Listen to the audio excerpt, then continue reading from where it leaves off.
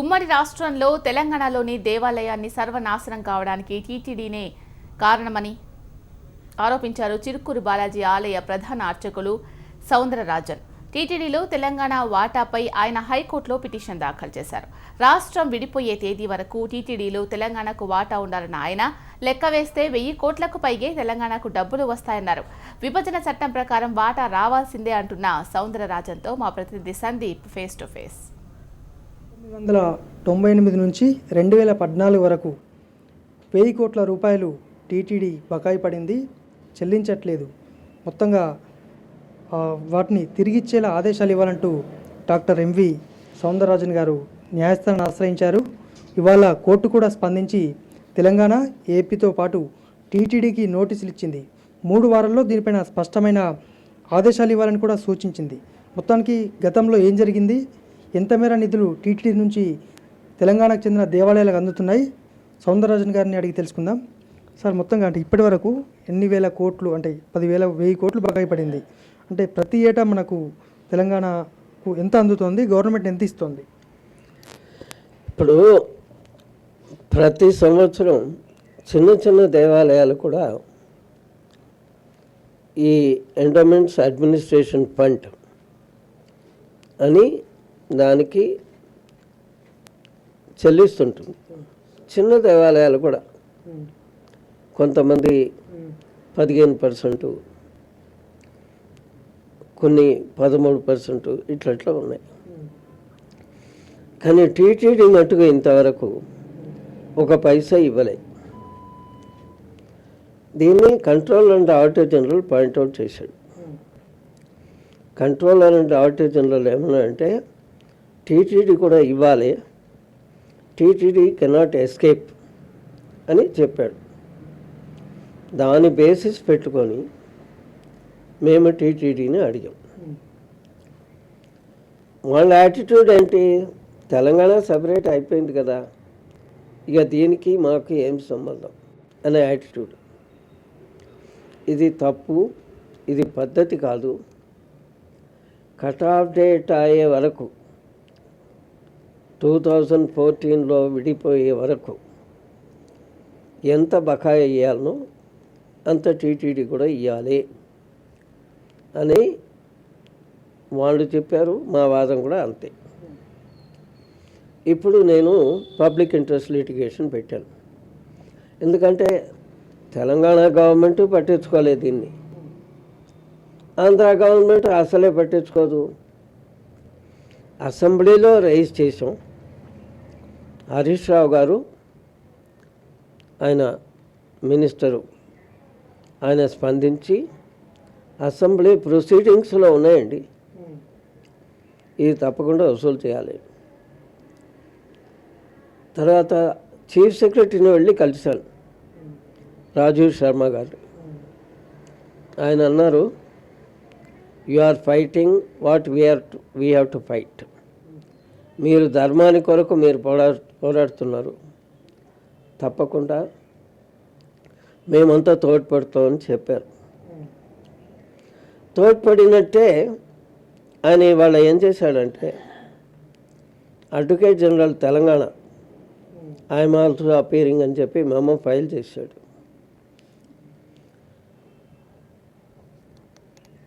ఈ commissioner endowments తరఫు నుంచి ఫైల్ చేశారు. దీంట్లో 7 పెటిషనర్స్ ఉన్నారండి, రెస్పాండెంట్స్ మనకు. ఒకటి ఏంటంటే స్టేట్ ఆఫ్ ఆంధ్రప్రదేశ్, ఉమ్మడి రాజ్యంలో వాళ్ళు ఉన్నారు కదా, అలాగే స్టేట్ ఆఫ్ తెలంగాణ, రెండిటికి ప్రిన్సిపల్ సెక్రటరీ వాళ్ళు జవాబుదారీ అన్నమాట. మూడోది ఏంటంటే commissioner endowments Andhra Pradesh, commissioner endowments Telangana. అయితే ఈ 2, 4 తర్వాత ఏమన్నా అంటే ఈ తతిమ దేవాలయాలు ఉన్నాయి కదా ఆంధ్ర ఏరియాలో, పెద్ద పెద్ద దేవాలయాలు ఉన్నాయి, సంపన్నమైన దేవాలయాలు ఉన్నాయి. వాళ్ళందరికీ కూడా ఈ రెస్పాన్సిబిలిటీ ఉంటుంది. అందుకని డిప్యూటీ కమిషనర్ని ఇన్వాల్వ్ చేశాం. Deputy commissioner Andhra Pradesh, deputy commissioner Telangana. ఎందుకంటే ఇక్కడ తెలంగాణకు వచ్చేసరికి ఈ 3 దేవాలయాలే, వేరే ఏమి లేవు. Last TTD is the main culprit. TTD ఈ డబ్బు ఇవ్వాలి. 1000 crores అనేది, దానికి కూడా ఇన్ఫ్లేషన్ని ఇంకా లెక్క వేస్తే ఇంకా ఎక్కువ అవుతాయి. ఇది మేము అడిగింది. అంటే సార్ ఇప్పుడు టీటీడీలో తెలంగాణ వాటా అడిగే హక్కు ఉందా? ఒకవేళ అంటే ఇప్పుడు వాటా ఇస్తే తమిళనాడు లాంటి రాష్ట్రాలు కూడా వారు కూడా అడిగే అవకాశం ఉంటుంది, అట్లా ఉంటుందా? వాటా ఇవ్వటానికి మాకైతే హక్కు ఉంది. ఎందుకంటే ఉమ్మడి రాజ్యం నుంచి విడిపోయినటువంటి సంస్థ ఇది. ఆ కట్ ఆఫ్ డేట్ వరకు ఇవ్వాల్సింది. అది స్టేట్స్ రీఆర్గనైజేషన్ యాక్ట్ కింద మనకు హక్కు ఉంది. మరి తమిళనాడుకు వస్తుందా లేదా అనేది భావం మాకు అవసరం లేదు. అంటే ఈ వాటాలను మనకు ఇంత అమౌంట్ రావాల్సి ఉంది, ఇంత రావాల్సి ఉంది, దాన్ని ఏ విధంగా లెక్కిస్తారు వాస్తవానికి? ఆయన సిఎన్డిఏజే క్యాల్కులేట్ చేశాడు, కంట్రోల్ డైరెక్టర్ జనరల్ మొత్తం లెక్క వేసి ఇంత రావాలి అని చెప్పి ఆయన ఇచ్చేశాడు. అది RTI right to information act కింద పోయింది. టీటీడీ ఆఫీసర్స్ దగ్గర వెళ్ళింది. వాళ్ళ నోట్ ఫైల్స్ అన్నీ కూడా ప్రొడ్యూస్ చేసాం ఇవాళ కోర్టులో. మీరు అన్నీ చూస్తే ఆశ్చర్యపడిపోతారు. అంటే టీటీడీ ఎందుకు స్పందించలేదు? ఇన్ని రోజులు అయినాయి కదా, ఇన్ని రోజులు అడిగాము కదా అని అంటే, ఇది ఎక్కడ అడ్మిట్ అవుతుందిలే అని అనుకుని ఉంటారు. ఇవాళ రోజు ఇప్పుడైతే టీటీడీకి తెలిసి ఉండవచ్చు. అంటే ఉమ్మడి రాష్ట్రంలో తెలంగాణకు సంబంధించి దేవాలయాలకు వాళ్ళు ఇప్పట్లాగే నిధులు అందించారు. ఇంతకుముందు పూర్తి స్థాయిలో నిధులు అందినాయి. అంటే గత ప్రభుత్వం ఉమ్మడి రాష్ట్రంలో ఏ విధంగా ఉంది ఈ పంపకాలు కానీ అమౌంట్ కానీ? ఉమ్మడి రాష్ట్రంలో అన్ని లెక్కలు అన్నీ ఉన్నాయి, అన్నీ బాగానే వసూలు చేశారు. కానీ తెలంగాణ దేవాలయాలను మట్టుకు సర్వనాశనం చేశారు. దానికని ఒక చట్టాన్ని తీసుకొచ్చారు. అది పెద్ద కేసు సుప్రీంకోర్టులో నడుస్తుంది. 1987 చెల్లకుండయ్య చట్టం అని చెప్పి, ఆ చట్టం చెల్లదు, ఆ జడ్జిమెంట్ ప్రకారం నడవదు అని సుప్రీంకోర్టే వాపస్ తీసుకుంది. 2 కమిటీస్ పెట్టారు వాళ్ళు, పే స్కేల్స్ కమిటీ అని, తర్వాత rationalisation of remuneration to be paid to the employees అని ఓ కమిటీలో నేను కూడా ఉన్నాను. ఇవన్నీ కంప్లీట్గా మర్చిపోయారండి, పూర్తిగా మర్చిపోయారు. ఇది చాలా దారుణం. తెలంగాణకు ఎంత నష్టం జరిగిందంటే,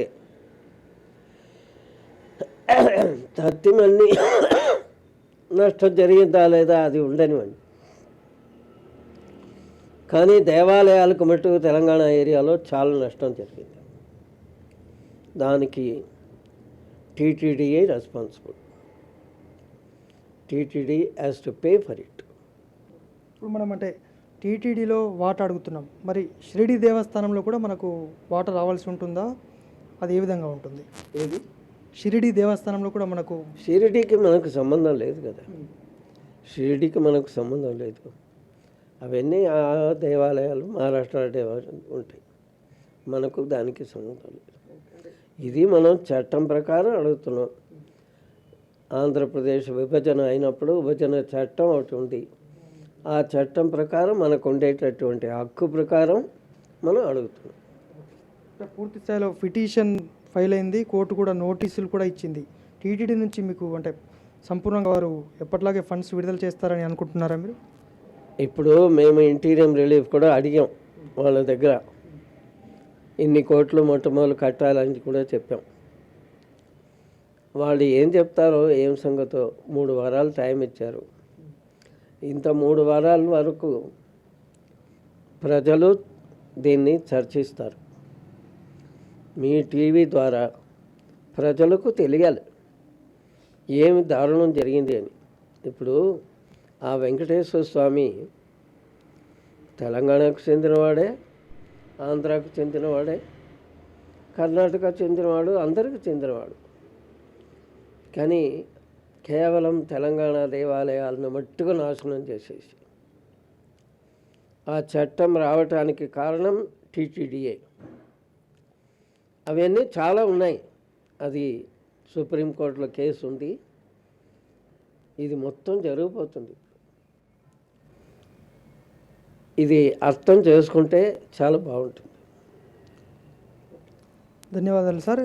ఇది మొత్తంగా ఖచ్చితమైన వాటా, ఇది రావాల్సిందే. దానికి సంబంధించి 3 వారాల్లో టీటీడీ ఎలాంటి నిర్ణయం తీసుకుంటుందో వేచి చూద్దామంటున్నారు. దీంతోపాటు గతంలో కూడా చాలా నష్టపోయాం. ఉమ్మడి రాష్ట్రంలో దేవాలయాలు పెద్ద ఎత్తున కూడా నష్టపోయాయి. టీటీడీ తెచ్చిన చట్టమే ఇందుకు కారణమంటూ కూడా సౌందరరాజన్ గారు వివరించినటువంటి పరిస్థితి ఉంది. ఇది మొత్తంగా టీటీడీ నుంచి రావాల్సిన 1000 కోట్లకు సంబంధించి వారు అందించిన పూర్తి వివరాలు. వీడియో జర్నలిస్ట్ అశోక్తో సందీప్, హైదరాబాద్.